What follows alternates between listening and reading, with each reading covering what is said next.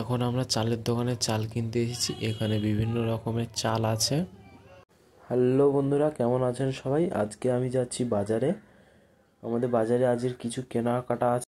তো বাজার থেকে এখানে 2 বস্তা আলু কেনা হয়েছে, আরও কিছু কেনার জন্য যাওয়া হবে। এখন আমি বাজারের ভেতরে আছি। এই হচ্ছে আমাদের বাজার। সব ধরনের সবজি পাওয়া যায় এখানে। এখন আমি যাচ্ছি চালের দোকানে চলে এসেছি। তো এখন এখানে বিভিন্ন ধরনের চাল এখানে রয়েছে। এর মধ্যে থেকে আমরা কিছু চাল নিয়ে যাব। তো এখান থেকে আমরা 8 বস্তা চাল নিয়ে যাব। এখন আমার দাদা চালগুলো বয়ে রাখছে। তো এখন আমরা বাড়ি চলে আসছি।